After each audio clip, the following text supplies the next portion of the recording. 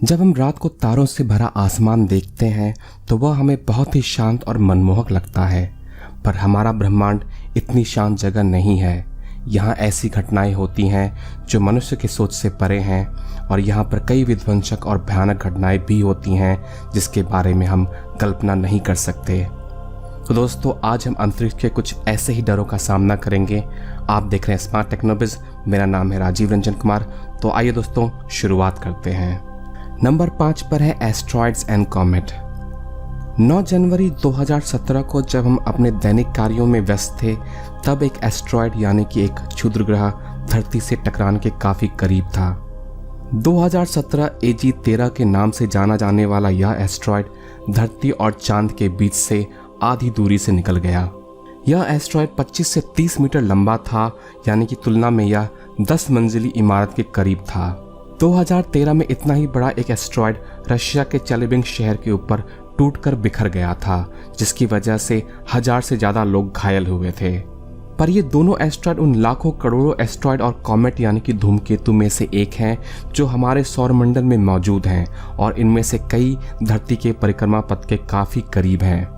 एक आंकड़ों के मुताबिक 2017 तक 857 ऐसे एस्ट्रॉइड्स और कॉमेट का पता लगा लिया गया है जो धरती के काफ़ी करीब हैं और जिनकी लंबाई 1 किलोमीटर से ज़्यादा है।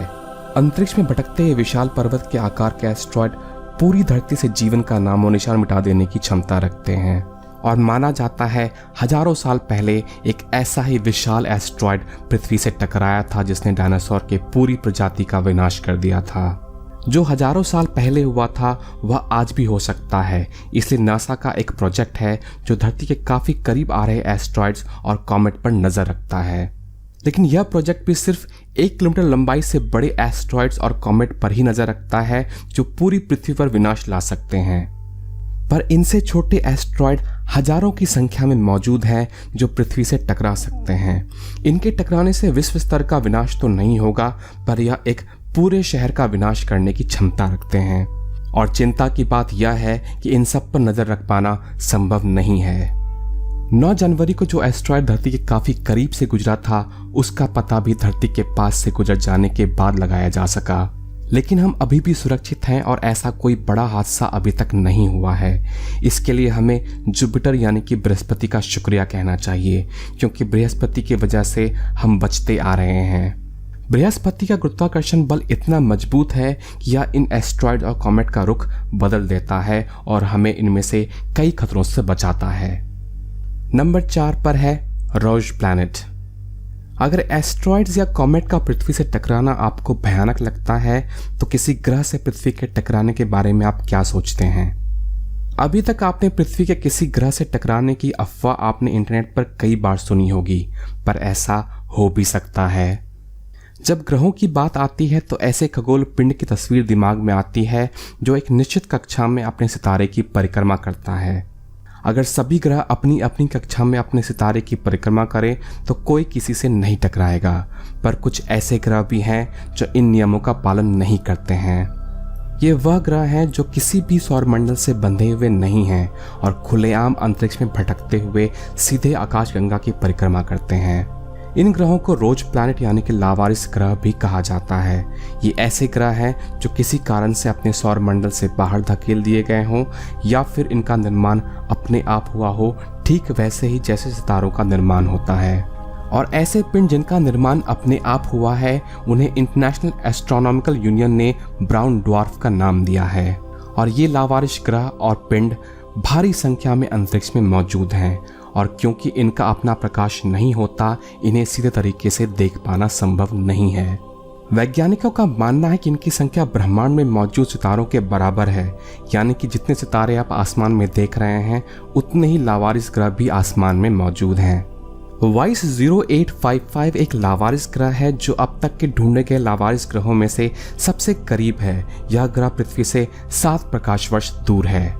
किसी लावारिस ग्रह से पृथ्वी की टकराने की संभावना अभी निकट भविष्य में नहीं है, पर वैज्ञानिकों के सिद्धांत की बात माने तो पृथ्वी पहले ही एक ग्रह से टकरा चुकी है।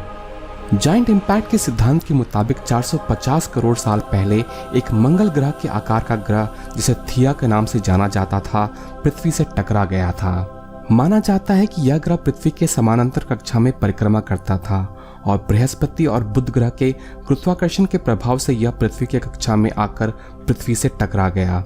इस टक्कर में थिया ग्रह पूरी तरह से नष्ट हो गया और टकराव के बाद पृथ्वी और इस ग्रह के कुछ टुकड़े अंतरिक्ष में पहुंच गए, जो बाद में इकट्ठा होकर पृथ्वी का चांद बन गए। इस सिद्धांत का सबूत अपोलो मिशन में भी प्राप्त हुआ था। जब इस मिशन द्वारा चांद से लाए गए नमूनों का परीक्षण हुआ तो यह पाया गया कि इनकी संरचना पृथ्वी पर मौजूद मिट्टी की संरचना से मेल खाती है।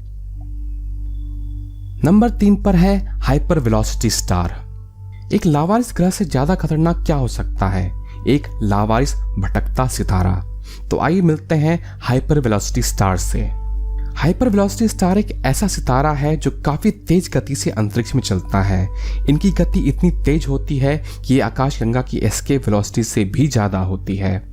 ऐसे तो अंतरिक्ष में हर चीज गतिमान है, यहाँ तक कि हमारे सितारे भी गतिमान हैं और यह आकाशगंगा का चक्कर लगाती हैं। पर आम तारों की गति 100 किलोमीटर प्रति सेकंड होती है, तो वहीं हाइपर वेलोसिटी स्टार की गति 10 गुना ज्यादा यानी कि 1000 किलोमीटर प्रति सेकंड होती है। और कुछ हाइपर वेलोसिटी स्टार ऐसे भी हैं जिन्होंने आकाशगंगा से सफर करते हुए अब वो आकाशगंगा से बाहर निकल चुके हैं। हाइपर वेलोसिटी स्टार कैसे बनते हैं, इसके 2 सिद्धांत हैं और दोनों ही सिद्धांतों में एक बात समान है कि हाइपर वेलोसिटी स्टार का जन्म बाइनरी स्टार सिस्टम यानी कि 2 तारों के मंडल से होता है। बाइनरी स्टार सिस्टम में 2 तारे होते हैं जो एक दूसरे के साझे द्रव्यमान के केंद्र यानी कि सेंटर ऑफ मास की परिक्रमा करते हैं। पहले सिद्धांत के मुताबिक अगर ये बाइनरी स्टार सिस्टम किसी ब्लैक होल के समीप चले जाते हैं तो संभव है कि इनमें से एक तारा ब्लैक होल के गुरुत्वाकर्षण के बल में फंस जाएगा और दूसरा तारा तीव्र गति से बाहर फेंक दिया जाएगा, जो हाइपर वेलोसिटी स्टार बन जाता है। दूसरे सिद्धांत के मुताबिक जब इन बाइनरी सिस्टम में से एक सितारे में सुपरनोवा का विस्फोट हो जाए तो दूसरा सितारा विस्फोट के कारण तेजी से बाहर धकेल दिया जाएगा, जिसकी वजह से वह हाइपर वेलोसिटी स्टार बन जाएगा। नंबर 2 पर है रोज ब्लैक होल। अब हम बात करेंगे अंतरिक्ष के विशालकाय दानवों की यानी कि ब्लैक होल की। ब्लैक होल एक ऐसे खगोलीय क्षेत्र है जहां गुरुत्वाकर्षण इतना तेज होता है कि उसके अंदर जाने के बाद कुछ भी बाहर नहीं आ सकता, यहां तक कि प्रकाश भी नहीं। माना जाता है कि हर आकाशगंगा के मध्य में एक विशालकाय ब्लैक होल मौजूद होता है और हमारे आकाशगंगा के मध्य में भी एक विशालकाय ब्लैक होल मौजूद है। जो भी वस्तु इस ब्लैक होल के गुरुत्वाकर्षण के क्षेत्र के अंदर आता है वह वस्तु इस ब्लैक होल के द्वारा निगल लिया जाता है और वह हमेशा के लिए उस ब्लैक होल का हिस्सा बनकर रह जाता है। ब्लैक होल में गिरने के लिए आपको इसके करीब जाना पड़ेगा, लेकिन हाल ही में चौंका देने वाली एक खोज हुई है जो इन ब्लैक होल को और भी भयानक और डरावना बना देती है। चंद्रा एक्सरे टेलीस्कोप की मदद से एक ब्लैक होल का पता लगाया गया है जिसे XJ1417+52 के नाम से जाना जाता है। यह ब्लैक होल किसी आकाशगंगा के मध्य में नहीं है, बल्कि यह रोज ब्लैक होल है यानी कि एक भटकता हुआ ब्लैक होल है। इस ब्लैक होल को लेंटिकुलर आकाशगंगा के किनारे पर देखा गया है और यह आकाशगंगा पृथ्वी से 450 प्रकाश वर्ष दूर है। इस तरह के ब्लैक होल तब पैदा होते हैं जब 2 आकाशगंगाएं आपस में टकराती हैं या फिर आपस में विलय हो जाते हैं। और इस तरह के ब्लैक होल भयानक और डरावने इसलिए हैं क्योंकि यह अंतरिक्ष में भटकते हुए अपने आसपास आ रहे चीजों को निगल सकते हैं। नंबर 1 पर है कोलिजन ऑफ गैलेक्सीज यानी कि आकाशगंगाओं का टकराव। अब यदि आपको धरती के किसी एस्ट्रॉयड से टकराने की घटना या फिर किसी लावारिस ग्रह से टकराने की घटना या किसी भटकते ब्लैक होल द्वारा निगल लिए जाने की घटना डरावनी लगती है तो आपको डरने की ज़रूरत नहीं है, क्योंकि ऐसा कुछ भी निकट भविष्य में नहीं होने वाला है और ना ही ऐसा कुछ निश्चित है। लेकिन एक घटना ऐसी है जो भविष्य में होगी और वैज्ञानिकों का कहना है कि यह निश्चित है। आज से 450 करोड़ साल बाद हमारी आकाशगंगा मिल्की वे दूसरी आकाशगंगा एंड्रोमेडा से जा टकराएगी। सोचने में यह घटना बहुत डरावनी लगती है और ऐसा लगता है इससे काफी विनाश होगा, पर ऐसा बिल्कुल नहीं है। इन दोनों आकाशगंगाओं के टकराने से इनके किसी भी सितारे के एक दूसरे से टकराने की संभावना ना के बराबर है, क्योंकि सितारों के बीच में दूरी इतनी ज्यादा है कि इनका आपस में टकराना संभव नहीं है। इस टकराव से इन दोनों आकाशगंगाओं का आपस में विलय हो जाएगा और इनके बीच में मौजूद ब्लैक होल भी एक दूसरे में विलय होकर एक विशालकाय ब्लैक होल बना लेंगे। अब सवाल आता है कि इस टकराव से हमारे सौरमंडल पर क्या प्रभाव पड़ेगा। तो जवाब यह है कि इस टकराव से सौरमंडल और उनके ग्रहों पर कोई खास असर नहीं आएगा। बस इतना होगा कि हमारा सौरमंडल विलय के बाद बने आकाशगंगा के और भी बाहर की तरफ चला जाएगा। लेकिन यह सब देखने के लिए शायद मनुष्य जाति मौजूद ना हो, क्योंकि उस वक्त तक धरती की सतह बहुत गर्म हो चुकी होगी, जहां पर तरल पानी का रहना संभव नहीं होगा, इसलिए जीवन भी समाप्त हो जाएगा। और ऐसा इसलिए होगा क्योंकि सूरज की रोशनी उस वक्त तक 35 से 40% बढ़ चुकी होगी और सूरज अपने जीवन के अंतिम क्षणों में होगा। इस तरह के आकाशगंगाओं के टकराने घटना आम है और अभी NGC 2207 और IC 2163 दो आकाशगंगाएं हैं जो आपस में टकराने के क्रम में हैं और इनके विलय होने की प्रक्रिया लाखों साल चलेगी।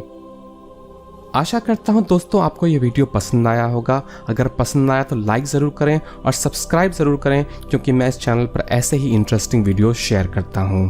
तो दोस्तों मिलते हैं अगले वीडियो में, तब तक के लिए नमस्कार।